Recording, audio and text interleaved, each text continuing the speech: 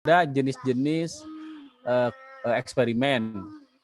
Ada pra-eksperimen, ada kuasi-eksperimen, ada true eksperimen. Yang kuasi-eksperimen kan ada 3. Nah, salah satunya non-equivalent. Kenapa yang saya pilih praktekan non-equivalent? Karena itu yang dipastikan kalau kuasi-eksperimen, milihnya pasti itu desainnya. Karena yang 2 lagi itu jarang digunakan. Sama kita-kita yang di dunia pendidikan. Jarak maksudnya di sekolah. Nah, di sekolah itu yang memungkinkan itu adalah yang desain non equivalent, yang hanya satu kelas kontrol, satu kelas eksperimen, dua-duanya diberikan pretest dan post-test. Nah, gitu. Ini ngomong-ngomong suara saya jelas kan? Jelas, Bapak. Jelas ya. Ini sampai harus didekatkan ke mulut nih. Gini nih. Yang itunya yang wirelessnya lagi gangguan, jadi saya pakai yang ini. Silakan, ada lagi yang lain? Tapi prosedur analisisnya Elia bisa kan?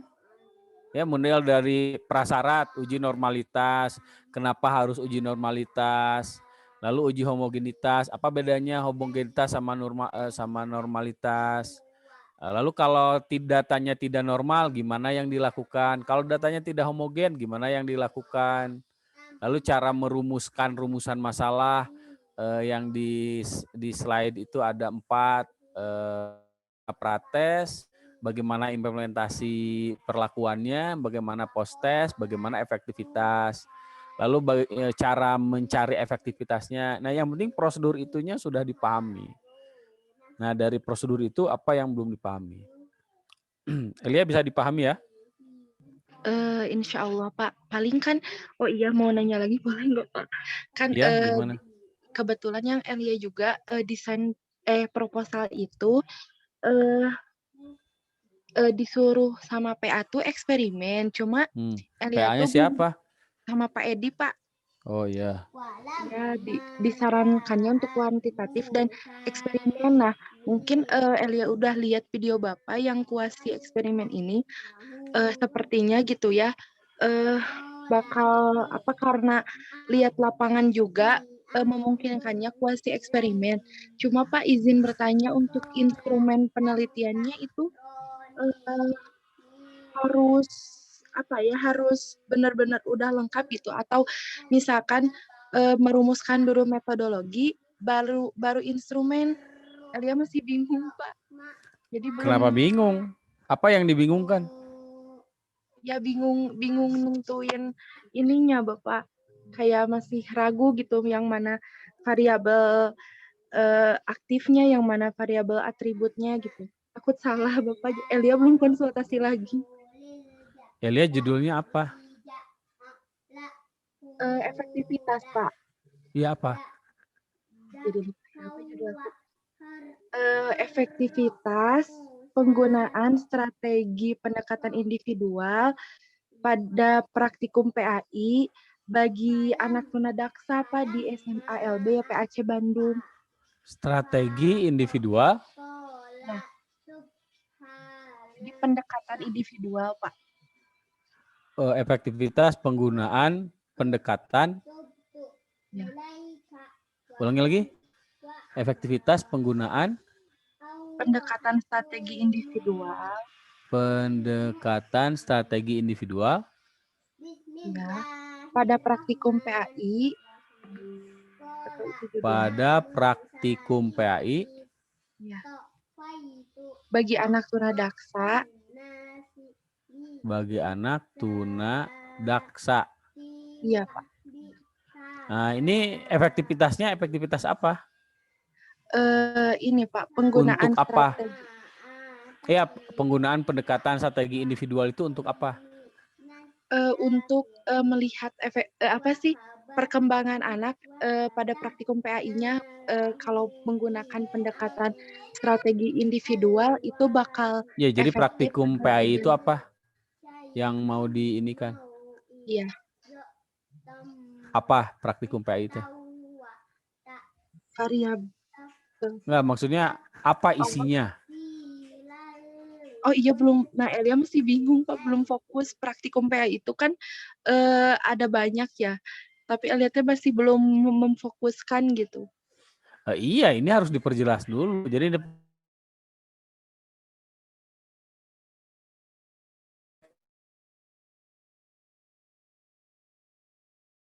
misalkan kalau adalah ya berarti instrumennya instrumen mengukur ini. Tapi kalau jadi harus jelas dulu karena kan nanti harus ada pretest, ada post-test. Nah, pretest berarti kalau praktikum, misalkan bacaan sholat, tes kemampuan bacaan sholat sebelum, tes kemampuan bacaan sholat setelah. Lalu harus ada ukuran bacaan sholatnya, kriterianya seperti apa? Kriteria dari bacaan sholatnya. Misalkan kriterianya sangat bagus, kurang, sangat kurang. Misalkan kalau dari bacaan sholat, jadi praktikumnya pilih aja satu jenis praktikum, nggak perlu banyak-banyak. Yang diwajibkan untuk tuna daksa misalkan apa praktikumnya? Ibadah katanya Bapak. Ya ibadah itu kan luas apa Iya, ibadahnya? makanya tapi katanya kesulitannya itu permasalahannya di ini Pak, praktikum sholat. Ya iya berarti sholat kalau begitu. Tuna daksa itu yang seperti apa kriterianya? Kriterianya itu lebih ke banyaknya itu yang cacat fisik Pak. Tapi tidak memungkinkan ada yang cacat secara mental juga, cuma tidak terlalu benar-benar seperti yang tunagrahita yang Down syndrome gitu. Kalau tunadaksa itu hanya misalkan bicaranya yang kurang jelas, tapi bisa bicara tapi kurang jelas. Kemudian yang misalkan tidak, mohon maaf, tidak memiliki tangan atau kaki, tapi untuk otaknya itu tidak cacat gitu, Pak. Walaupun ada agak sedikit gangguan gitu. Iya artinya kalau begitu pilih salah satu aja, misalkan sholat. Udah sholat misalkan yang memungkinkan apa, misalkan gerakannya. Ya udah tinggal buat instrumen dalam bentuk checklist terkait gerakan sholat. Tapi standarnya harus dibedakan dengan standar Siswa biasa. siswa yang tidak berkebutuhan khusus. Jadi cek standar PAI praktikum untuk anak-anak yang berkebutuhan khusus. Standarnya apa? Tentunya kan berbeda. Misalkan kalau yang tidak punya tangan kan nggak, standar takbiratul ihramnya kan 2 tangannya kan nggak bisa itu dijadikan standar. Artinya nah, cuma yang jelas ini harus jelas. Misalkan efektivitas penggunaan pendekatan sadeki individual untuk meningkatkan pemahaman siswa dalam praktikum PAI bagi anak. Jadi dia dijelaskan efektivitasnya terhadap apa. Kalau materi berarti pemahaman, kalau praktikum berarti prakteknya, keahlian melakukannya. Kalau motivasi, kalau apa sifat berarti misalkan motivasi. Nah, jadi harus jelas. Jadi di sini belum muncul variabel atributnya, belum muncul. Kalau satu lagi variabel apa? Variabel aktif. Variabel aktif. Nah, kalau variabel aktifnya kan ini pendekatan strategi individual. Nah, jadi strategi. Pendekatan strategi individual itu model pembelajaran atau apa? Strategi pembelajaran, Pak. Iya, berarti strategi ininya strategi pembelajaran itu variabel aktifnya. Sementara variabel atributnya di sini belum ada. Apanya praktikum PAI, misalkan memahamkan siswa jadi paham dengan metode itu, siswa jadi lebih terampil dengan metode dibandingkan strategi yang lain. Misalkan. Baik, Pak. Itu cuma harus jelas dulu tadi. Praktikumnya dibatasi supaya jangan terlalu luas. Lalu kontennya apa namanya variabel atributnya Atribut. harus jelas. Gitu ya, Elia ya. Ya, baik Pak. Terima kasih Pak. Yang lain? Yang lain sudah paham atau gimana? Kalau sudah paham ya selesai. Nita, paham nggak? Paham nggak paham Pak. Harus Iya, diulang-ulang terus mana? depan nontonnya. Kenapa? Harus diulang-ulang terus sambil lihat, sambil di itu Pak. Oh, Jadi nggak iya. cukup sekali gitu Oh Pak. iya, itu mah benar. Ada praktek kan. Praktek. Kecuali kalau Nita punya daya rekam yang luar biasa, visualnya baru sekali lihat bisa. Jadi dari langkah-langkahnya ada yang tidak dimengerti nggak? Dari penjelasan video itu atau cukup penjelasan video itu? Karena kalau saya harus menjelaskan dari awal ya ngapain saya buat video tuh. Sebenarnya mah nggak salah Pak videonya mah, cuman itu yang salah lemot gitu Pak. Iya, mana yang tidak Yang lemot dipahaminya? Yang tidak dipahaminya mana, Nit? Apa sih, yang Pak. Nanti aja Pak kalau enggak kan sebenarnya situasi eksperimen kan bukan apa namanya, bukan yang kita ambil nanti gitu Pak. Jadi nggak begitu ini. Oh. Jadi kita Nita nunggu apa? yang pas bagian Nita gitu loh, Pak. Apa? Nita apa gitu? Tentang pengaruh Pak. Oh, Jadi kan korelasi. nggak pakai kuasi eksperimen. Ya. Oh, iya, tapi kan tetap saya harus tahu paham atau tidak.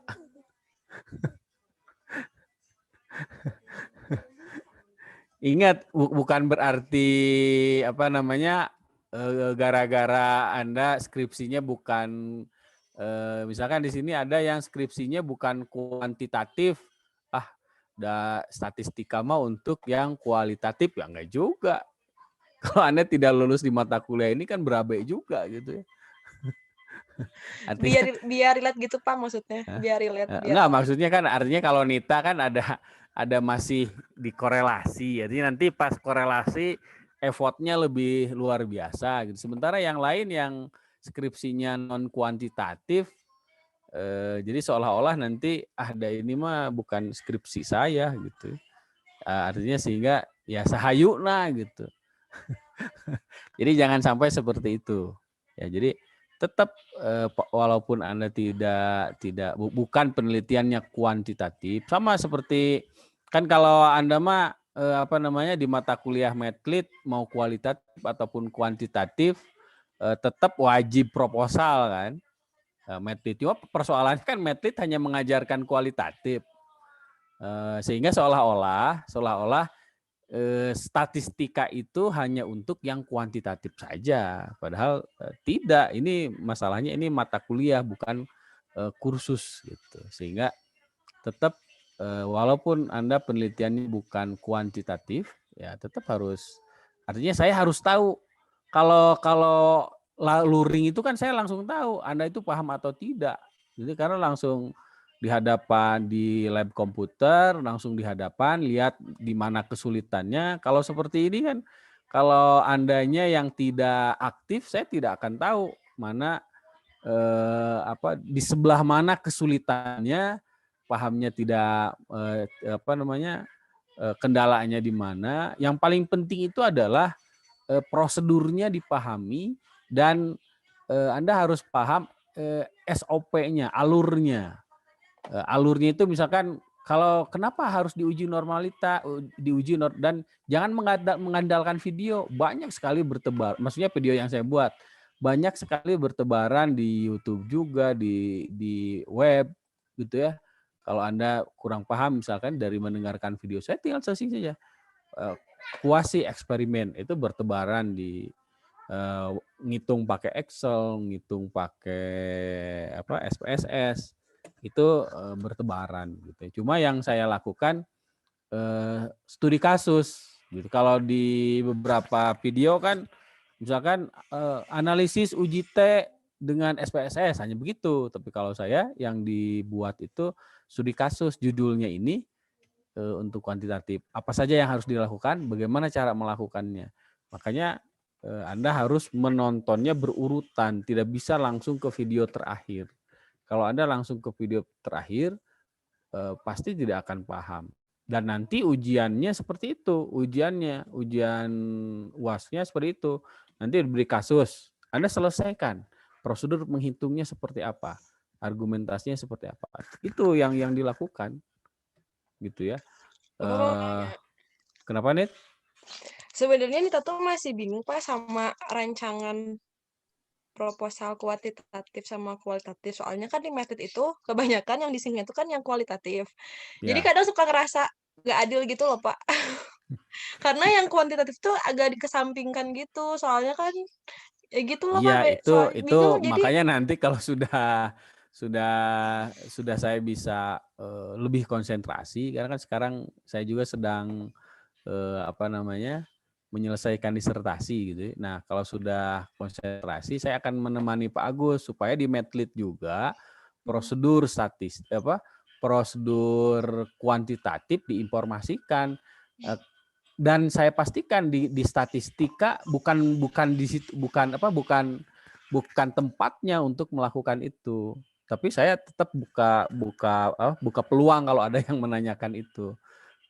Karena statistika itu mata kuliah statistika itu isinya adalah prosedur analisis. Jadi hanya berbicara tentang bagaimana kalau saya skripsinya ini, nah cara rumus apa yang digunakan gitu ya, cara menganalisisnya seperti apa. Nah, makanya saya menggunakannya studi kasus, mulai dari statistik deskriptif, fokus kan sampai K4 gitu ya. Pokoknya apapun tentang statistik deskriptif yang sekiranya bisa dijadikan judul skripsi dibahas dan seterusnya.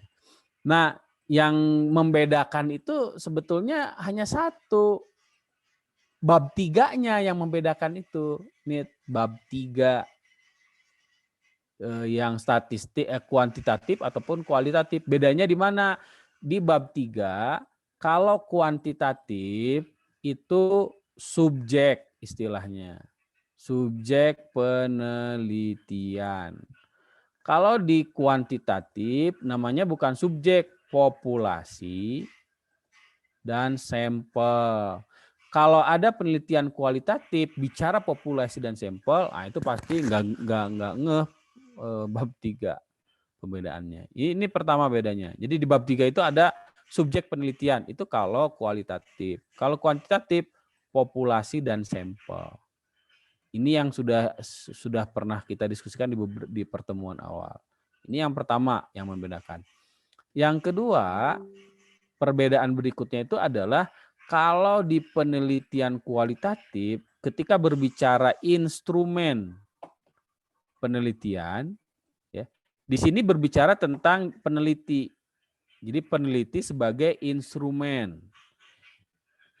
Di sini peneliti harus menjelaskan bagaimana orang percaya bahwa Anda itu valid reliable untuk kumpulin data. Jadi Anda harus bercerita apa yang Anda lakukan supaya orang percaya data yang Anda kumpulkan selaku peneliti, karena peneliti posisinya sebagai instrumen di sini. Makanya di sini Anda harus menjelaskan triangulasi data di sini. Triangulasi ada 3 nanti, triangulasi sumber, triangulasi data, triangulasi dari sisi waktu, triangulasi teknik. Nah, ini ya. Nah, tapi kalau di sini instrumen berbicara tentang pengembangan instrumen. Mulai dari operasionalisasi variabel. Variabelnya apa saja? Jelaskan di sini. Variabelnya apa, seperti yang sudah dijelaskan di pertemuan awal. Jadi di judul penelitian Nita itu di bagian pengembangan instrumen jelaskan variabelnya apa saja, indikator variabel itu apa. Nanti ujung-ujungnya variabel itu masing-masing dibuat instrumen. Gitu ya. Instrumen. Kalau Nita judulnya apa?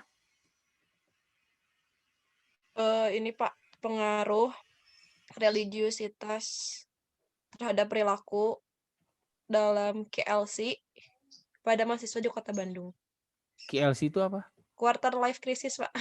Jadi Oh, singkat biar nggak panjang apa? panjang. Religiusitas, perilaku ya? Ya, Perilaku apa nih teh? perilakunya. Ya, perilaku terhadap QLC tadi ya. Iya.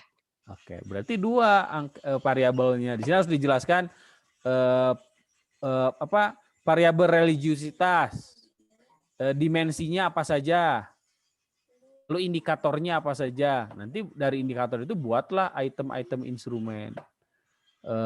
Lalu ini perilaku, variabel dimensinya apa saja, indikator ini dijelaskan di sini. Lalu dijelaskan kisi-kisi instrumennya, dijelaskan bagaimana instrumen itu dibuat, bagaimana uji coba instrumennya, siapa yang ngejudgementnya. Nah, dijelaskan di sini di pengembangan instrumen sampai instrumen minimal kalau dalam tahap proposal sampai ke kisi-kisi sudah beres proposal itu. Nah, nanti baru kalau sudah di ACC lengkapi sampai instrumen jadi. Karena kalau instrumennya belum jadi, nah instrumen untuk mengukur religiusitas dan instrumen untuk mengukur perilaku ini belum jadi, Nita nggak akan pernah bisa melakukan penelitian. Dalam penelitian kuantitatif, instrumen jadi itu 75% penelitian selesai. Jadi kalau instrumennya jadi, itu 75% selesai. Nah, itu yang kedua yang membedakan. Yang ketiga, di analisis data. Kalau ini analisis datanya di kuantitatif, ini yang banyak tidak paham itu mahasiswa yang melakukan penelitian kualitatif, rata-rata mereka itu mudah-mudahan Anda tidak termasuk menghindari hitungan-hitungan. Milih kualitatif itu bukan karena dia paham penelitian kualitatif, tapi karena tidak mau menghindari hitung-hitungan. Di mana tahu seperti itu. Nah, tidak paham di sini di analisisnya. Misalkan kalau di kuantitatif yang menentukan itu waktu. Di kualitatif. Nggak mungkin ada penelitian kualitatif yang selesai dalam waktu 1 minggu. Itu nggak mungkin. 1 bulan itu nggak mungkin. Rata-rata minimal itu 2-3 bulan. 2-3 bulan itu bukan begini. Misalkan ada yang penelitiannya kualitatif di sini siapa? Jung, yang penelitiannya kualitatif. Ya, Pak. Siapa? Gary judulnya apa, Ger? Pengaruh pola asuh orang tua terhadap Itu anak. kualitatif, kuantitatif? Kualitatif, Pak. Kualitatif. Ya. Pengaruh Pola asuh orang tua terhadap anak transvestisme dalam pendidikan Islam. Terhadap anak apa? Transvestisme, Pak. Apa itu? Kelainan penyimpangan seksual, Pak. Oh, itu. Sudah dapat objeknya? Objeknya ada, Pak. Enggak, sudah dapat. Artinya kan ini nanti studi kasus nih. Belum, Pak. Kalau belum, tapi udah nemu doang. Cuma belum dikontakin lagi orang. Belum dikontakin. Bukan sebelum di ACC, ini harus jadi dulu bahwa yang bersangkutan, karena ini studi kasus persoalannya. Sama seperti dulu Pak Usup, dia meneliti tentang pendidikan tauhid di apa ya? Pendidikan tauhid di keluarga pada apalah judulnya. Nah, objeknya itu adalah kakaknya Agim, adiknya Deda itu, Ustadz Deda itu adiknya atau kakaknya? Kurang tahu, Pak. Kurang tahu ya. Adiknya kakaknya. Tapi sebelum itu nyamperin dulu. Setelah oke, baru dilanjut. Jadi sebelum jangan seperti dulu ada kasusnya seperti yang judul Elia model pembelajaran PAI untuk anak tunarungu. Dikirain sudah survei ke lapangan, di ACC lah. Pas datang lagi karena saya pembimbingnya, Pak, saya kesulitan menemukan tempat. Maksudnya apa kesulitan menemukan tempat? Iya, jadi di lapangan nggak ada model pembelajaran PE untuk tunarungu. Atau kenapa buat judul kemarin? Kalau objeknya nggak ada, itu kan parah gitu. Jadi jangan sampai nanti Gary sudah buat judul ini, tapi sudah nemu orangnya, tapi ketika ditanya orangnya nggak mau diwawancara, nggak mau dibarengi dan seterusnya. Kenapa? Karena ini studi kasus seperti yang dilakukan oleh USUP. Apa yang dilakukan itu penelitiannya 1 bulan, tapi bukan sebulan sekali datang, tidak. Tapi hampir tiap hari melihat, bahkan nginep beberapa kali di rumah itu untuk melihat selama 24 jam yang dilakukan terkait pendidikan tauhid di keluarga Ahmad Deda itu seperti apa. Itu tantangan penelitian kualitatif. Jadi bukan datang wawancara, bukan itu. Itu yang jadi titik terlemah. Tapi itu jadi tantangan tersendiri Pak Samsurijal meneliti pesantren Al-Basariyah atau apa. Itu satu tahun pesantren di situ. Kenapa? Karena harus ngelihat judul disertasinya kan pola kepemimpinan kiai. Artinya selama 1 tahun Pak Samsu itu pesantren di situ. Apalagi kalau ada yang judulnya pola asuh orang tua gitu. Pola asuh itu kan tidak hanya lewat wawancara, tapi harus lewat observasi yang paling tidak pernah selama 1 siklus itu 24 jam ngapain yang dilakukan. Kalau dalam 1 minggu membarengi gitu ya. Ya sebagai kalau dalam bahasanya asisten orang tua gitu ya. Apa yang dilakukan oleh orang tua, lalu kehidupan si anak ini, itu tantangan dari, kalau tadi judulnya ya yang ini oleh Gary, yang pertama syaratnya itu Gary harus mendapatkan persetujuan dari anaknya dan dari orang tuanya. Kalau tidak setuju nggak bisa. Makanya selesaikan dulu itu, Ger. Sebelum Gary capek-capek buat proposal, ternyata di lapangan sulit menemukan itunya. Mau nanya Pak? Ya. Itu gimana? itu kan berarti kan kita secara langsung harus ke itunya dulu Pak ya, ke satu keluarga itu Pak ya, yang mengalami anaknya itu. Nah itu di pendahuluan namanya. Nah itu berapa orang Pak? Berapa keluarga yang dititip Pak? Apakah cukup 1 atau perlu berapa? Tergantung. Kalau bukan saya ingin 1, saya ingin 2, bukan. Kalau kuantitatif itu karena sampelnya itu purposif, sampelnya itu. Jadi sesuai dengan apa yang ingin dicari oleh Gary. Kalau dari 1 keluarga itu cukup, kan namanya studi kasus. Studi kasus itu subjeknya pilihan, tidak random. Pilihan tergantung data apa yang dicari. Kalau kualitatif itu, selama data yang dibutuhkan itu di rumusan masalahnya belum ditemukan di lapangan, ya harus ditambah sampelnya. Misalkan rumusan masalahnya apa, Gary? Yang pertama. Saya tuh pengen tahu apa penyebab anak itu tuh kenapa jadi kayak gitu. Pendidikan apa yang diterapkan orang tua kepada anak itu gitu. Pendidikannya sama apa? Ketika ditanya misalkan ya, kan ketika ditanya kan tidak mungkin Gary nanya ke anaknya, apa sih yang membuat kamu kelainan seks? Tadi itu kelainan seksual ya? Iya Pak, penyimpangan seksual. Apa sih yang menyebabkan kamu kelainan? Kan nggak mungkin nanya begitu Gary kan? Nggak mungkin. Termasuk ke orang tuanya kan Gary nggak mungkin nanya. Apalagi bisa jadi tertutup orang tuanya, misalkan karena itu halnya sifatnya private. Nah kalau seperti itu Gary harus nyari lagi. Kalau data itu belum dibutuhkan, dan data itu tidak bisa didapatkan dari studi literatur. Data kenapa seseorang kelainan seksual itu bukan dari studi literatur, tapi dari subjek penelitian langsung. Karena studi kasus bisa jadi ketika subjek berbeda, hasilnya akan berbeda. Makanya dalam penelitian kualitatif tidak ada generalisir. Studi kasus ada, kasuistik. Gitu. Makanya kalau sampelnya hanya 1, rawan tidak berhasil. Subjeknya ya, subjek. Kalau Gary sudah tahu subjeknya lebih dari satu, itu bisa beberapa opsi. Oh, di sini tidak mendapatkan data tentang tadi penyebab. Oh, ternyata yang satu lagi lebih terbuka. Dia menyebabkan dia menceritakan masa lalunya. Dia berani menceritakan tentang pengalaman pribadinya. Artinya kan harus sampai bisa menguak seperti itu, bukan hanya sekedar wawancara tanya jawab seperti makalah gitu ya. Bukan.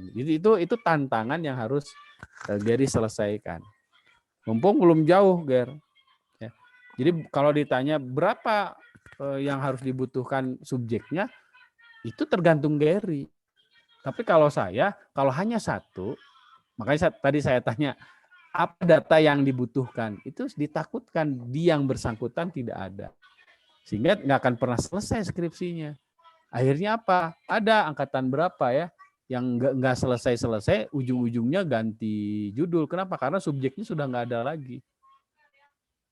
Nah, itu tantangan dari kualitatif. Itu. Dan Gary harus banyak membaca literatur tentang itu. Karena jangan sampai Gary meneliti tentang saya tadi sama sekali tidak tahu tentang itu. Ya, saya pribadi saya tidak tahu tentang itu. Jadi kalau saya neliti tentang itu nggak kompeten gitu ya. Kenapa nggak kompeten? Pertama itu dunia psikologi. Ya, artinya paling tidak saya harus baca dulu tentang yang kelainan seksual seperti itu. Yang istilah tadi ya. Karena itu lebih cocoknya, kalau saya pribadi lebih cocoknya itu anak psikolog yang meneliti. Apalagi tadi kan judulnya itu pengaruh pola asuh orang tua kan tadi ya? Iya, Pak. Terhadap anak itu bukan apanya? Pengaruh pola asuh orang tua terhadap anak transvestisme. Ya, maksud saya kaitannya dengan PAI apanya? Saya tuh pengen nyari tahunya, Pak, kenapa dia bisa menyimpang gitu? Orang tuanya tuh menerapkan pendidikan Islam seperti apa kepada anaknya? Kenapa anak bisa menyimpang? Kan tadi bicaranya pola asuh bukan pendidikan Islam kan? Di akhirnya pendidikan Islam, Pak. Jadi pengaruh. Artinya, coba kan di sini tidak ada kata-kata yang kaitannya dengan PAI. Makanya tadi saya bilang ini mah lebih cocoknya anak psikologi karena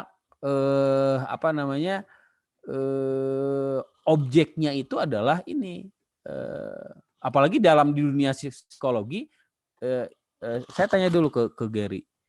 Ini yang dimaksud dengan kelainan seksual yang tadi istilah itu apa? Maksudnya tuh anaknya itu tuh lebih seneng sama berpakaian sama lawan jenis itu, Pak. Jadi misalnya laki-laki suka pakai pakaian perempuan gitu, Pak. Bukan misalkan suka sesama jenis. Nah, di sisi lain itu juga dia punya fetis, Pak ya. Jadi kelainan seksual. Jadi ketika dia pakai pakaian itu dia mencapai itu intinya. Apalagi dalam istilah psikologi biseksual, transseksual itu sudah bukan dikategorikan sebagai penyimpangan. Bukan dikategorikan sebagai penyakit, Ger. Sekarang itu di kamus psikologi terbaru. Kenapa saya tahu? Karena saya ngajar setiap semester itu di jurusan psikologi seminar PAI-nya. Nah, diskusinya terkait itu karena saya ingin tahu juga. Jadi dalam konteks psikologi itu bukan penyakit lagi. Homo gitu, lesbi itu bukan penyakit. Itu mereka menganggapnya sebagai kecenderungan seksual saja. Artinya bukan penyakit, sementara di judul itu tadi kan istilahnya membahasakannya kelainan. Nah, itu pasti nanti akan banyak persinggungan. Jadi saran saya di judul munculkan keterkaitannya dengan PAI apa. Kalaupun mau lagi langsung aja judulnya penerapan pola pendidikan Islami. Tapi persoalannya begini, orang tua itu menerapkan pendidikan Islami enggak? Lalu definisikan juga apa yang dimaksud dengan pendidikan Islami. Wah, panjang lagi ceritanya gitu. dari sisi judul nih. Lalu apa namanya, diskusi dengan anak psikologi terkait yang tadi disebutkan, ya, bimbingan konseling atau apa. Tapi kalau saya pribadi ya, tema ini saya tidak tahu apa yang sudah dibimbingkan dengan dosen Pak Agus ya, dosen mata kuliah Medlit.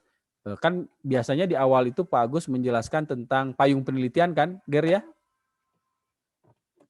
Nah, apakah Pak Agus sudah, oh ini mah masuknya ke payung ini. Nah, selama ada payung penelitian, selama itu masuk ke payung penelitian yang sudah dijelaskan oleh Pak Agus di mata kuliah Medlit, ya tidak ada masalah.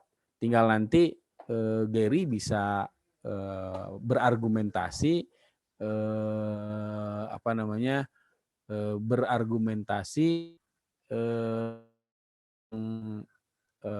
ke penguji proposal ya, tentang keterkaitan judul proposal ini dengan yang KPI-an gitu ya, tentang KPI-an.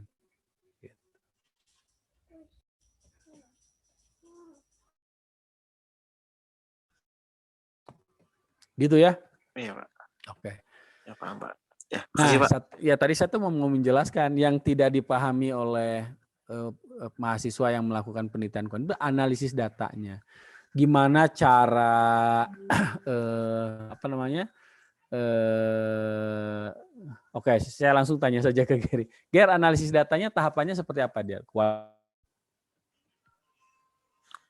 Yang mana, Pak? Yang itu, ya, Pak? Tahapan analisis data kualitatif apa saja? Satu. Saya lupa, Pak. Yang penelitiannya kualitatif, coba bantu. Satu apa? Tahapan analisis data kualitatif.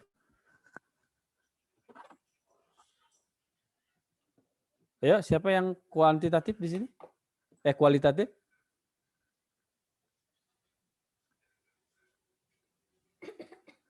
Dari sekian banyak itu kelemahannya di sini. Makanya saya kasih tahu dari semenjak sekarang supaya Anda memperdalam ini. Ayo, siapa yang kualitatif penelitiannya? Nasir, kualitatif, kuantitatif? Kualitatif, tapi ada kemungkinan ganti. Kok ada kemungkinan ganti? Karena perhitungannya waktu itu udah nggak BDR, Pak. BDR itu apa? Belajar dari rumah, sekolah. Oh, perhitungannya. Sekarang mah kemungkinan semester depan mah dari kampus gitu. Maksudnya ini sekolah yang dituju. Sekolah yang dituju. Yang diteliti. Oh, mau mengeksplorasi apanya? Ini pola pergaulan ininya di sekolah. Oh, pola pergaulan di sekolah. Oke. Jadi rencana mau berubah, masih kualitatif atau kuantitatif? Masih kualitatif sih. Nah, saya tanya sekarang, cara menganalisis data kualitatif seperti apa? Prosedurnya. Ada 4, 1, paling tidak 3, 2, 3. Wah, belum tahu. Saya yakin Pak Agus sudah menjelaskan, ini nggak mungkin. Anda suruh buat proposal tapi tidak menjelaskan analisis data. Belum, Pak, belum dibahas sama Pak Agus. Tapi di bukunya Prof. Abbas mah ada 4. Nggak tahu, tapi yang Elia ingat mah cuma reduksi data sama display data. Nah, reduksi data, display data, yang terakhir drawing conclusion. Nah, ini yang tidak dipahami itu, drawing conclusion. Kalau di penelitian kualitatif ini, di analisis data, jadi harus dijelaskan ini. Kalau di penelitian kuantitatif, statistik deskriptif, statistik inferensi itu. Nah, ini yang jarang tidak dipahami oleh mahasiswa yang melakukan penelitian kualitatif. Misalkan reduksi data, apa itu reduksi data? Di sini hanya menjelaskan reduksi data adalah bla bla bla bla, tapi tidak dijelaskan bagaimana peneliti mereduksi data. Apa itu reduksi data? Misalkan reduksi data itu gini, reduksi itu kan memilah-milih data. Misalkan siapa coba supaya saya contohnya itu realistik, tidak ngawang-ngawang gitu ya. Yang penelitiannya kualitatif siapa lagi? Sali, Bapak. Mana Sali? Sali, rumusan masalahnya apa, Li? Rumusan masalahnya mengenai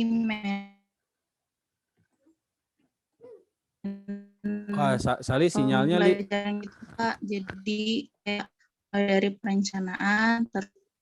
Nah, judulnya apa? Judulnya Integrasi Nilai-Nilai Islam pada mata Integrasi pelajaran kimia di nilai-nilai Islam pada mapel kimia. Terus? dalam mata pelajaran. Ya ini kan integrasi nilai-nilai Islam pada mapel kimia. Di MA Al-Bidayah, Pak. Di MA Al-Bidayah. Ini pasti ini mah judul Pak Toto ya? Enggak, Pak. Ini mah judul Islam disiplin ilmu ini mah. Pak. Kenapa? Iya, Islamisasi sains. Iya, Islamisasi sains. Islam disiplin ilmu. Ini pasti langsung di ACC judulnya, walaupun perlu banyak argumentasi yang harus dijelaskan oleh Sali. Berarti yang karena ini integrasi, berarti kan mulai dari perencanaan gitu ya, proses kan, apalagi rumusan ya, masalahnya? Iya, sama evaluasinya hasilnya gitu Pak. Evaluasi, tapi ini jangan terjebak ke evaluasi pembelajaran kimia ya. Ingat, jangan terjebak ke evaluasi pembelajaran kimia. Iya, Pak. Ya, ini juga perencanaan itu bukan ngebahas RPP mapel kimia. Bukan. Ini bukan. Tapi bagaimana rancangan guru mengintegrasikan nilai-nilai Islam pada mapel kimia. Dan ini harus dipastikan gurunya melakukan itu, Sal. Gurunya harus melakukan integrasi nilai-nilai Islam. Karena kalau gurunya tidak melakukan itu, Sali nggak akan dapat apa-apa. Jadi apalagi di sini Sali sudah memastikan MA mana ini, Sal? Al-Bidayah, Pak. MA Al-Bidayah. Ya, MA Al-Bidayah. Ini boarding school. Iya. Ya. Kayak ada pesantrennya gitu, tapi ada MA-nya gitu, Pak. Sudah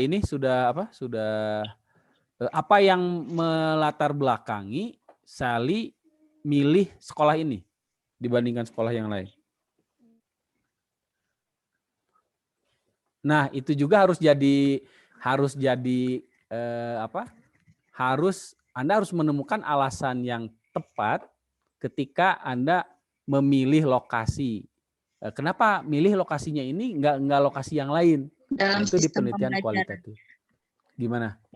Ya Pak, dan dalam sistem pembelajarannya itu memang ini Pak mengintegrasikan nilai-nilai Islam gitu Pak pada mata pelajaran dan bahan-bahan ajar kimianya gitu Pak. Oh, taunya dari mana? Salah satu teman saya ada yang alumni di sana gitu. Oh, berdasarkan teman. Atau ya, jangan teman, atau kan guru objeknya nanti. Iya Pak, tapi terus pas saya ngeliat-ngeliat juga, terus saya juga ngechat ke gurunya memang iya gitu Pak. Nah, maksud saya berarti Sally itu harus ngobrol dulu, Zoom atau apa, dengan gurunya. Lalu minta penjelasan secara umum ya, bagaimana gurunya itu mengajarkan kimia, lalu di dalamnya dia juga mengajarkan nilai-nilai Islam. Nah Sally harus mendapat gambaran itu. Jangan sampai nanti ketika ke lapangan pas didapatkan yang dimaksud dengan nilai-nilai Islam itu misalkan gurunya hanya bilang anak-anak yang jujur ya, kalau hanya bilang-bilang begitu gitu, tidak seperti yang dimaksud dengan integrasi nilai-nilai Islam pada mata pelajaran kimia. Karena di lapangan KIK KI 1 sama KI 2 itu dihapus untuk mapel lain. Kecuali PAI. Padahal nilai-nilai itu ada di KI 1 dan KI 2. Gitu. Lalu nanti Sally harus lihat nilai-nilai Islam. Nilai itu kan banyak ya. Nilai-nilai Islam itu apa maksudnya di sini, Sally? Yang dimaksud oleh Sally apa? Sementara ini nilai-nilai Islam itu. Sementara tuh kayak ini sih Pak, apa penerapan di kehidupan sehari-hari gitu, kayak ada. Iya apa? Carinya di mana coba? Cari saja Sally di KI 1, KI 2, cari di sini, jangan kemana-mana. Cari di sini. Tentang akhlak mulia Pak. Iya, akhlak mulia itu kan banyak. Akhlak mulia itu apa? Cari di sini KI 1, KI 2 apa di sini? Misalkan jujur, disiplin, bertanggung jawab. Nah ini yang di mana tadi? Nah, ini yang dicari. Jadi nyari-nyari nilainya jangan kemana-mana Sally. Nyari nilai yang menjadi amanat undang-undang. Paling tidak nilai-nilainya yang dicari adalah di Sisdiknas tujuan pendidikan. Itu kan ada 9 tuh siswa yang berkarakter. Apalagi yang baru sekarang apa judulnya ya? Saya lupa lagi. Yang baru dibuat oleh Mas Nadiem, Mas Menteri, kan Sally itu risetnya saat ini kan, bukan masa lalu kan. Nah, berarti Sari harus mengupdate informasi terbaru terkait peta pendidikan yang sudah dicanangkan oleh Kemdikbud. Itu sudah ada profil siswa Pancasilais kalau tidak salah. Nah, itu awalnya dari situ. Yang nanti kita semua tahu semua nilai Pancasila kan Islami gitu. Jadi ambil saja nilai-nilai itu. Jadi jangan umum. Akhlak itu banyak. Satu saja, misalkan jujur, bertanggung jawab, disiplin. Karena kuantitatif memungkinkan itu, kualitatif memungkinkan itu. Jadi jangan meraup banyak, tapi sulit nanti jadi satu. Nah, ketika reduksi data, kan data ini kan Sally, misalkan perencanaan, Sally dapatnya dari mana data itu? Gimana Pak? Ya, data pertama kan perencanaan integrasi ininya. nilai-nilai. Nah, dari mana? Dengan wawancara, terus?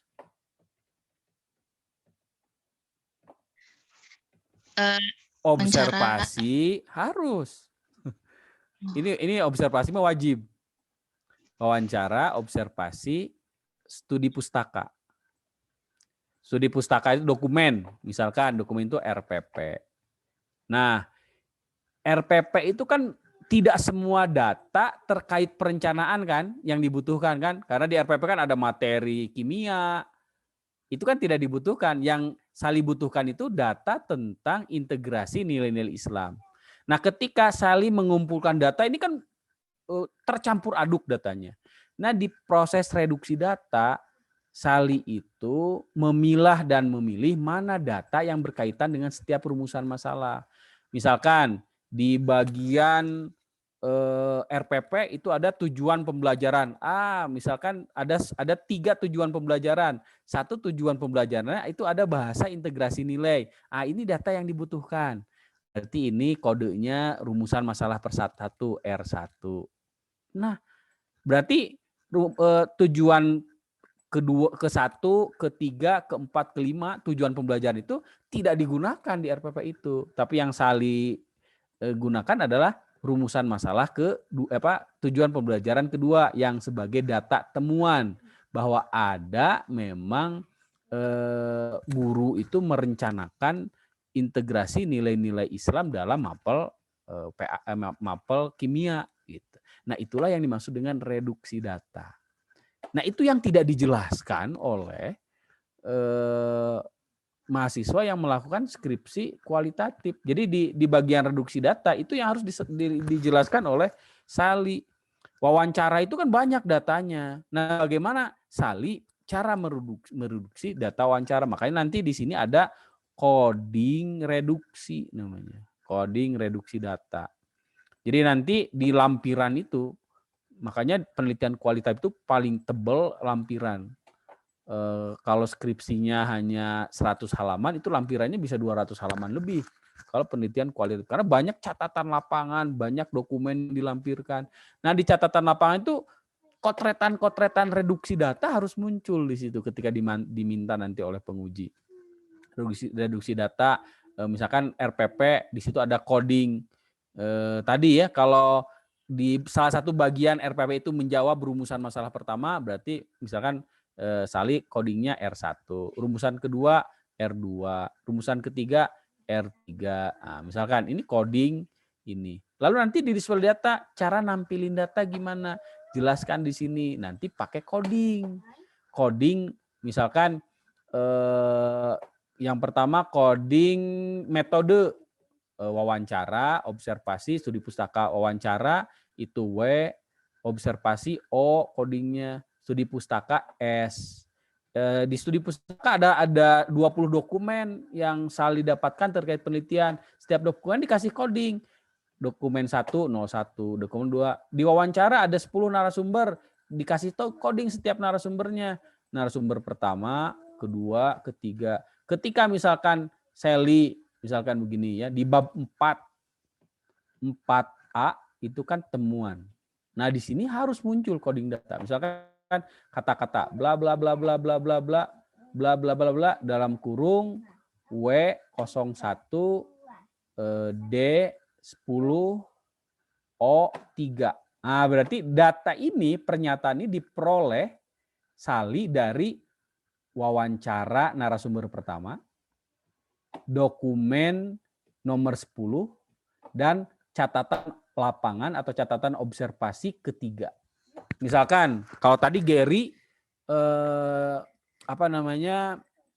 selama 1 bulan itu 20 hari di rumah orang tua yang tadi itu, berarti ada 20 catatan lapangan setiap harinya.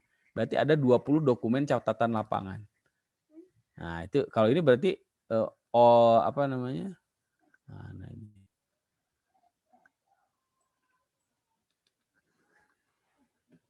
Nah, ini, dan kalau seperti ini berarti Sally sudah melakukan, ini namanya yang dimaksud dengan triangulasi metode. Nah, inilah yang disebut data valid. Kenapa? Karena data pernyataan ini didapatkan tidak hanya dari wawancara, tapi dikonfirmasi lewat dokumen dan dikonfirmasi lewat observasi. Gitu. Nah, itu di ini. Lalu yang terakhir drawing conclusion. Nah, drawing conclusion ini nanti setiap misalkan 4A temuan penelitian, 1 perencanaan pembelajaran.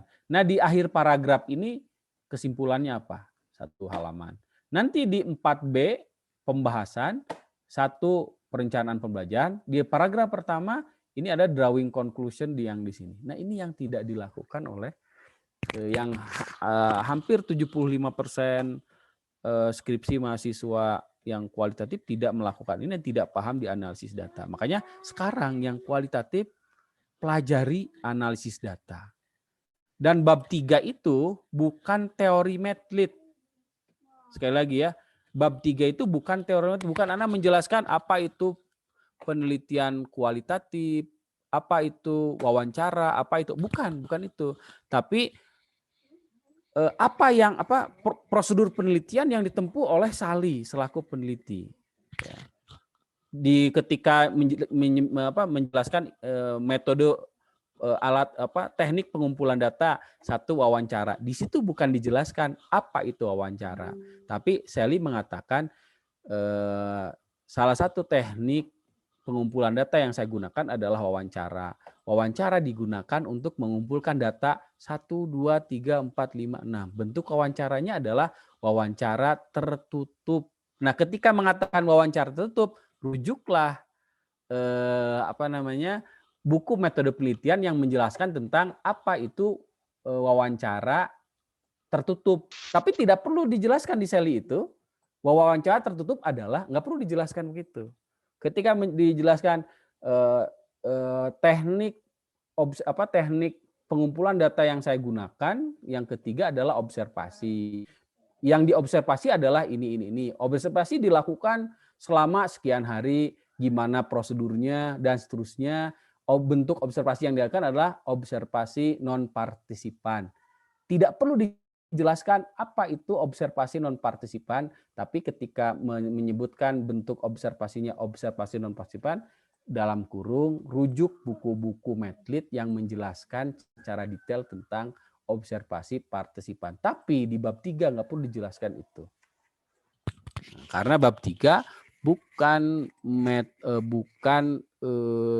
makalah metode penelitian, tapi apa yang Anda lakukan ketika Anda meneliti. Oke, begitu ya, Sally ya. Mudah-mudahan bisa dipahami oleh Anda semua. Itu perbedaan yang tadi ditanyakan oleh siapa tadi? Nita ya. Perbedaan umum antara penelitian kualitatif dengan penelitian kuantitatif. Satu lagi, kalau di penelitian kuantitatif, hipotesisnya dinyatakan. Jadi ada hipotesis di situ. Hipotesis, ada subbab hipotesis penelitian. Kalau di penelitian kualitatif tidak ada.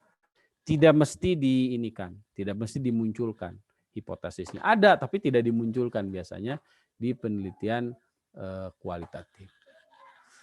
Oke, gitu ya. Ada lagi yang mau ditanyakan? Bapak, saya ingin bertanya. Siapakah gerangan? Hah? Anissa. Oh, Anissa Puspita. Oke. Bapak kan di yang kuasi itu apa yang ada variabilitas sama reliabilitas. Nah, itu kan berhubungan sama post-test sama pretest, Pak. Nah, kan kalau misalkan itu berhubungannya sama nilai, tapi kalau misalkan dari yang kuasi itu hasilnya bukan nilai, itu menguji variabilitas sama reliabilitasnya bisa nggak, Pak? Variabilitas maksudnya validitas. Oh iya, validitas. Itu makan bukan kaitannya dengan nilai, bukan hasil, tapi instrumen.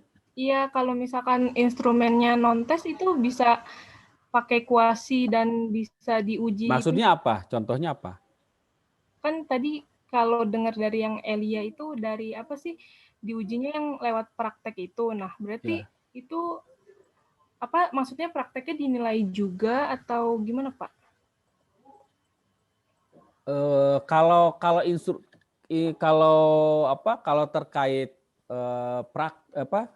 instrumen untuk misalkan instrumen praktikum sholat misalkan ya. Nah itu nanti uji validitas reliabilitasnya bukan uji validitas empiris. Ingat waktu di mata kuliah evaluasi itu ada uji validitas konstruk. Jadi cukup konsultasikan ke judgment expert bahwa struktur instrumennya itu untuk mengukur. Jadi jangan sampai misalkannya ongkoh eta di judulnya itu instrumen praktikum ibadah sholat. Tapi yang ditanyakan hanya bacaan sholat saja. Padahal praktikum sholat itu bukan hanya bacaan, termasuk gerakannya. Pas lihat di gerakan, cuma ruku saja yang dilihat. Yang lain nggak ada instrumen untuk melihat, untuk mengukur selain ruku misalkan. Nah dilihat itu aja struktur itunya. Apakah harus berbentuk tes? Ya tidak, non tes juga bisa. Angket kan misalkan motivasi. Motivasi kan juga itu angka-angka nanti bentuknya. Motivasi. Nah kalau dalam bentuk angket seperti itu nanti uji validitas, uji reliabilitas juga. Sama seperti waktu Anda nyusun instrumen tes yang multiple choice itu.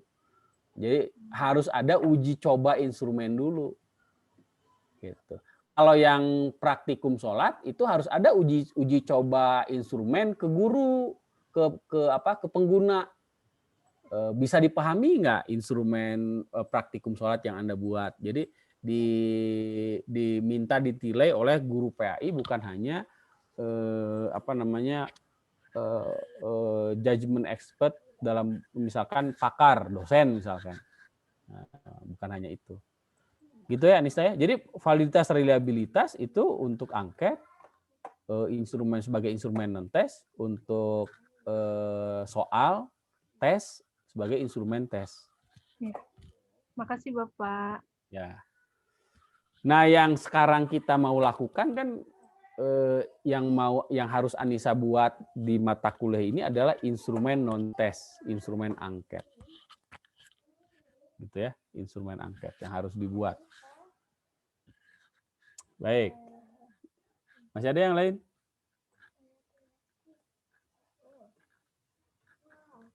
Fidra? Seperti tidak ada yang mau ditanyakan? Bapak, Nita lagi deh nanya. Oh ya, gimana nih? Kan tadi Bapak udah ngejelasin yang kualitatif, yang reduksi, yang gitu-gitu. Sekarang yang kuantitatif. Berarti kalau misalnya yang kuantitatif itu, kan yang pertama tuh tadi statistik deskriptif, inferensi, sama hipotesisnya. Itu teh berarti nanti tuh dijelasin lagi tahap-tahapannya buat statistik deskriptif apa aja, sama nanti diinterpretasiin gitu, Pak. Iya, gitu. Oh. Jadi misalkan jadi nanti di analisis data ya, analisis data, statistik deskriptif, jelaskan di sini. Statistik deskriptif apa yang digunakan? Misalkan kalau nilai, berarti kan di sini nanti dijelaskan bahwa yang diukur itu adalah min-nya, gitu ya kan, tidak mungkin mengukur modus misalkan ya, mengukur min-nya. Lalu interpretasi kualitatifnya. Interpretasi kualitatif itu misalkan kan tidak begini. Yang nilai 90 ada sekian orang, nilai kan nggak begitu. Tapi dikualitatifkan. Misalkan yang sangat menguasai rentangnya 9 berapa sampai, nah buat rentang ini gitu.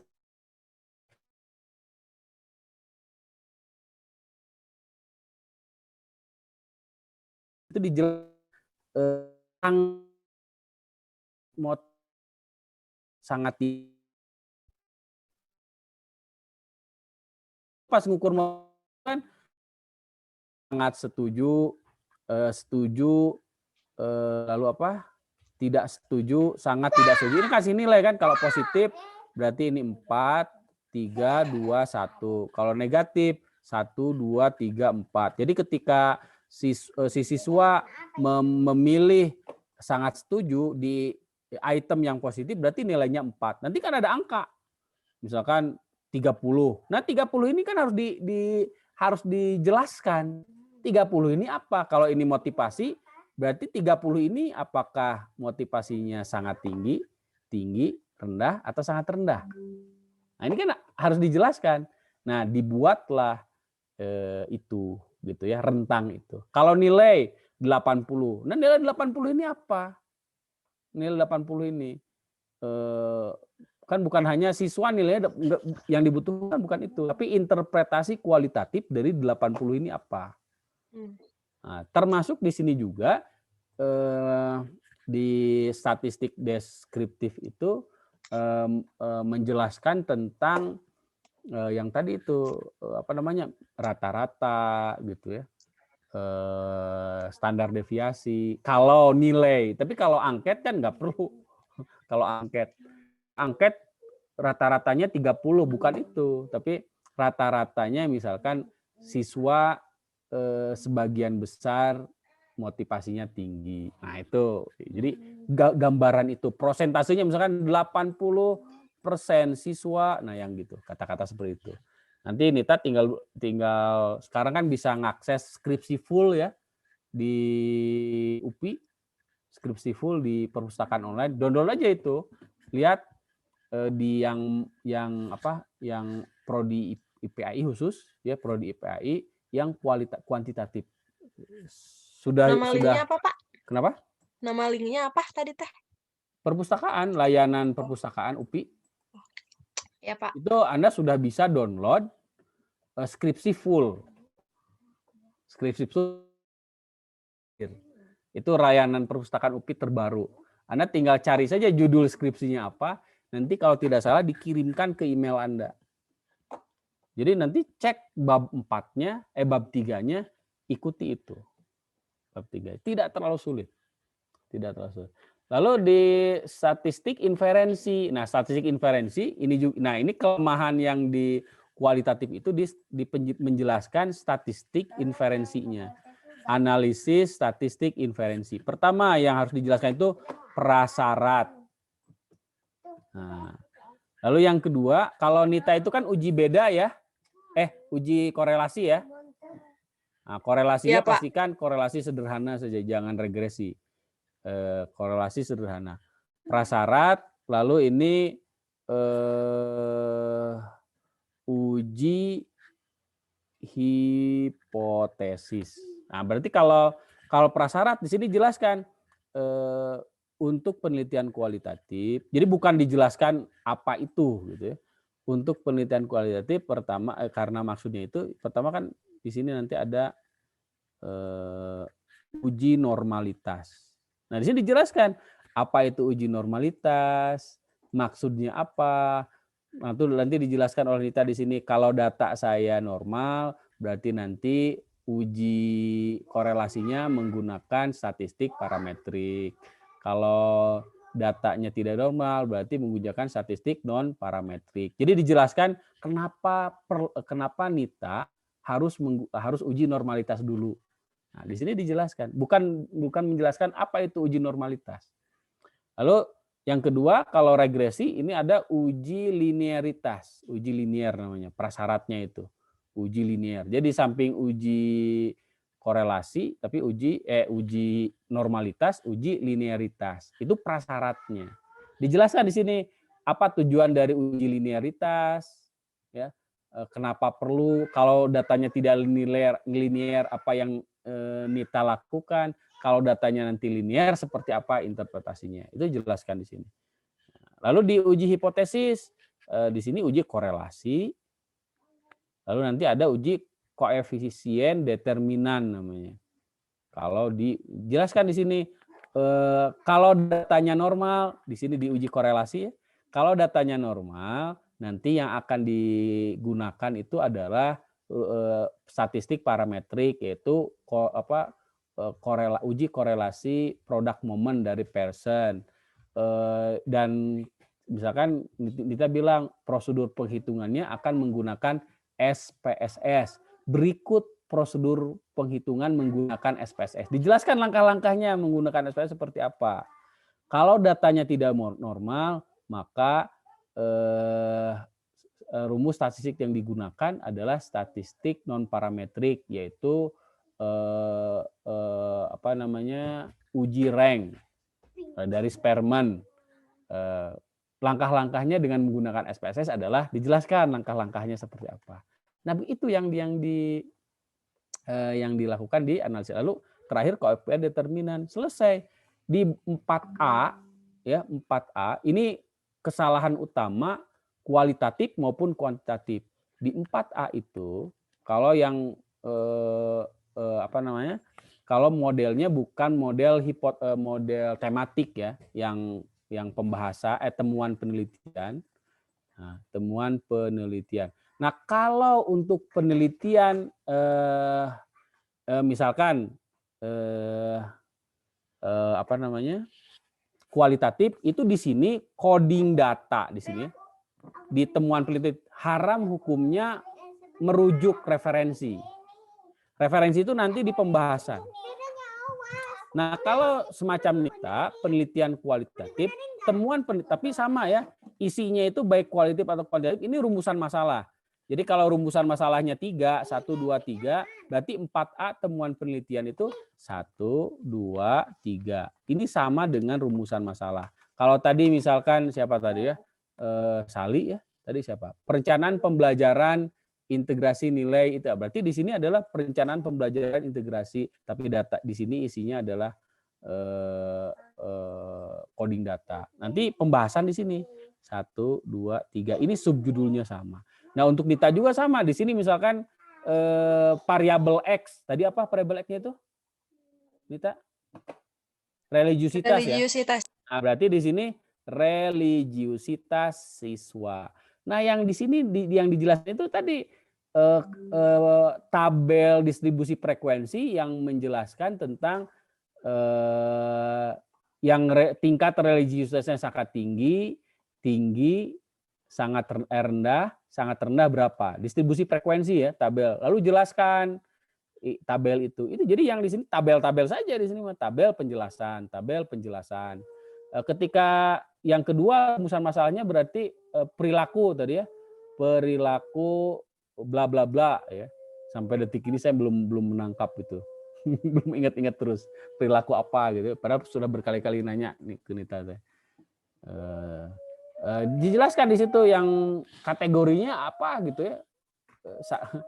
Itu kategorinya jadi apa ya? Jadi ini buat kategori kalau perilakunya terkait negatif, kalau motivasi misalkan ya, terkait motivasi sangat tinggi, rendah, sangat rendah. Nah, nanti Nita itu para peneliti kuantitatif buat kategorisasi ini.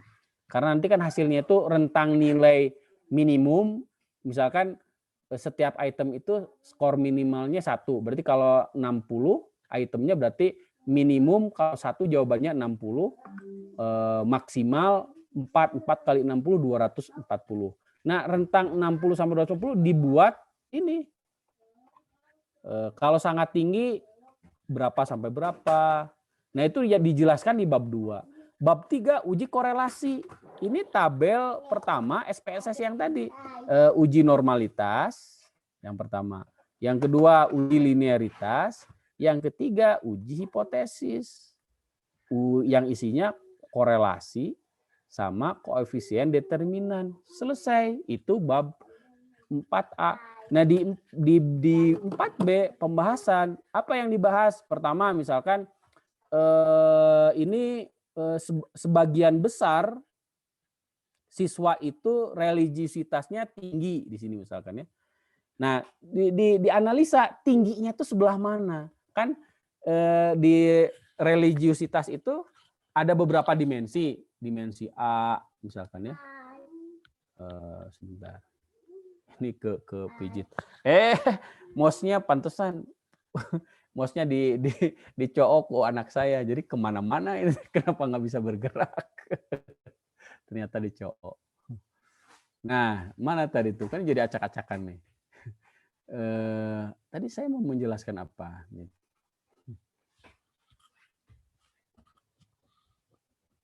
Apa tadi yang mau saya jelaskan ya? Di pembahasan itu misalkan di religiusitas itu yang paling tinggi dimensi mana? Saya belum baca lebih detail unsur-unsur religiusitas yang kita temukan apa. Jadi yang misalkan di sini disimpulkan bahwa siswa itu sebagian besar religiusitasnya tinggi dalam hal apa? Misalkan dalam hal rasa syukur terhadap setiap nikmat yang Tuhan berikan, misalkan itu. Nah, lalu Nita itu cari artikel yang membahas tentang, dibahas tuh temuan Nita itu dirujuk, termasuk penelitian yang kualitatif dirujuk lewat penelitian lain. Nanti minggu depan lah saya perlihatkan contoh praktiknya ya, cara membahas dan mengindikan penelitian. Tapi yang jelas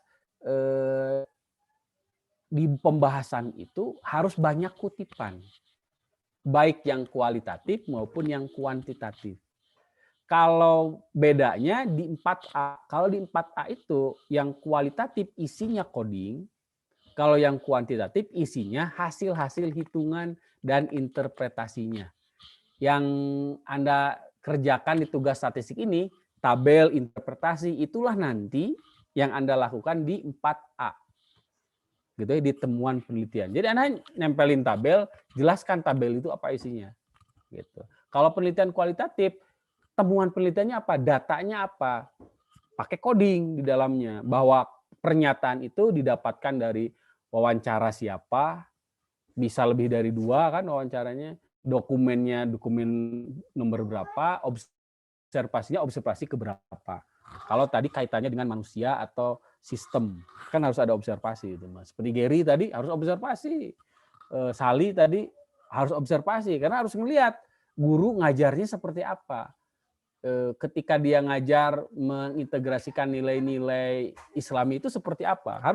Harus observasi, wajib kualitatifnya salah satu yang wajib itu observasi, bukan hanya wawancara. Kecuali kalau library research, kalau library research mah wajibnya itu bahasa asli dari dokumen yang diteliti.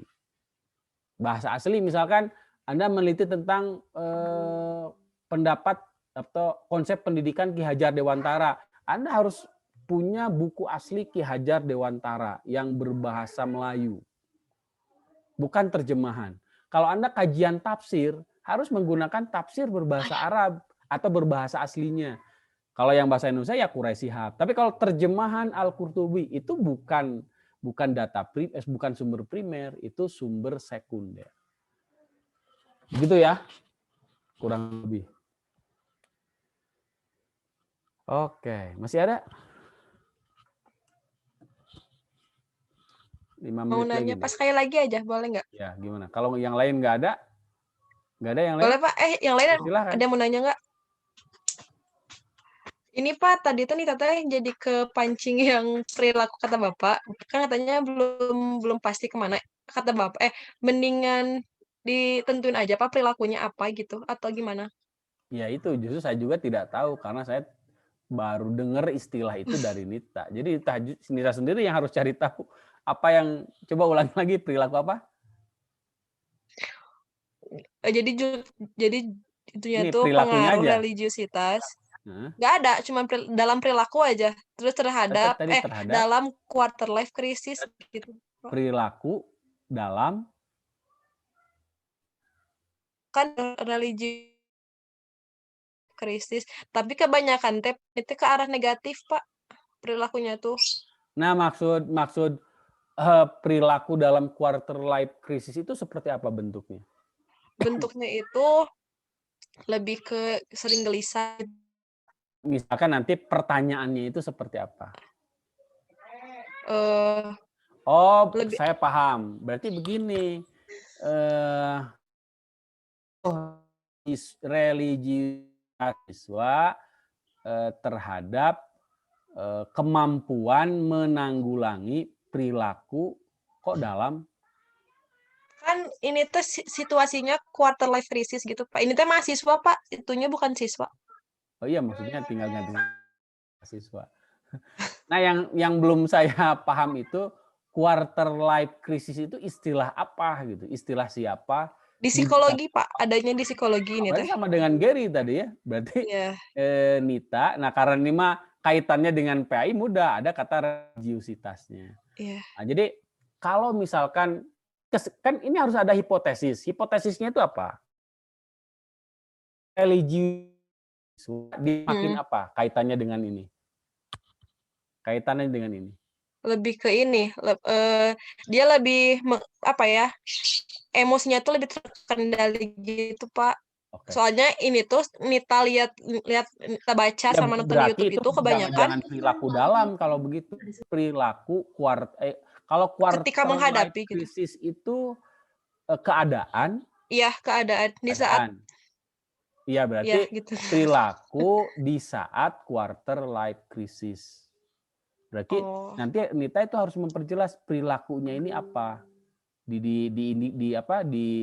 Dibuat indikatornya, misalkan stabilitas emosi. Iya. Nah, jadi di sininya kalau begitu pengaruh pengaruh religiusitas mahasiswa terhadap kemampuannya menanggulangi perilaku. Nah, itu bahasa yang enak seperti apa? Yang penting ribet. Bahasanya masih kesulitan gitu membahasakannya. Tapi yang jelas poinnya itu tadi, kalau misalkan tadi ya religiusitas terhadap motivasi. Semakin tinggi religiusitas, semakin tinggi motivasi belajarnya. Misalkan begitu. Nah, sehingga kan dalam meningkat pengaruhnya terhadap motivasi itu meningkat atau rendah, tinggi atau rendah. Nah kalau ini religiusitas terhadap perilaku ini berarti bahasanya kan mengendalikan kan? Ya mengelola emosi sih Pak kayak gitu. Nah kalau begitu Mengelola emosi. apakah dia bisa mengelola emosinya atau tidak? Berarti kalau begitu bicaranya kalau perilaku kan beda dengan emosi. Oh. Coba diperjelas lagi. Kalau emosi kan suasana batin. Gitu. Iya. Kalau perilaku kan sesuatu yang lewatnya itu anggota tubuh gitu. Perilaku itu. Jadi tapi saya tidak tahu kalau dalam definisi ini bisa jadi yang dimaksud emosi ini termasuk salah satu gejala dari perilaku. Makanya kita Iya, harus soalnya bisa dua-duanya juga terjadi gitu, Pak. Ya, artinya Nita harus banyak diskusi dengan anak psikologi. Tapi ini masuk ke IPA ya sih? Bisa ke Iya, itu religiusitasnya yang masuknya. bisa.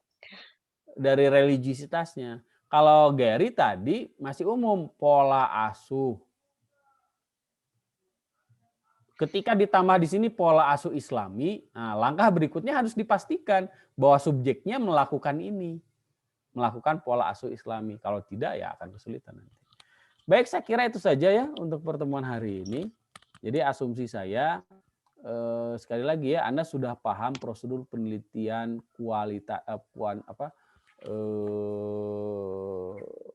kuasi eksperimen. Ya, minggu depan kita akan lanjutkan pra eksperimen. Jadi kuasi eksperimen kedua.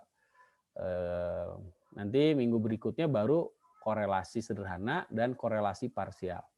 Baru terakhir regresi linear. Jadi Anda masih punya waktu sekitar 1 bulan untuk segera menamatkan instrumennya. Ya, saya belum menerima konsultasi terkait itu, baru 1 orang kalau tidak salah ya, terkait tugas instrumen yang mau dibuat. Kalau yang penelitiannya kuantitatif, Anda buat instrumen apa? Itu aja. Nita misalkan ya, tugasnya buat aja instrumen religiusitas. Tapi kalau saya ingin ditanya membuat instrumen yang kedua nih, yang perilaku. Karena itu pasti yang agak sedikit lebih sulit. Makanya nanti judgement-nya harus yang ini nih, harus ke salah satunya itu adalah dosen psikologi. Ini salah satunya. Oke, saya kira itu saja untuk pertemuan hari ini. Sekali lagi, kalau tidak ada halangan, kalau tidak ada pertanyaan, kita tutup pertemuan hari ini.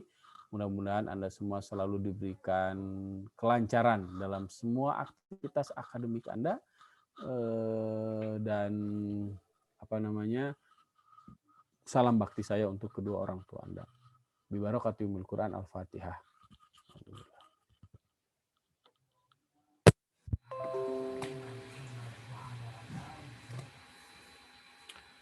Terima kasih sekali lagi dan mohon maaf. Assalamualaikum warahmatullahi wabarakatuh. Waalaikumsalam. Pak, makasih banyak. Makasih banyak, Pak. Makasih banyak, Bapak. Assalamualaikum warahmatullahi wabarakatuh.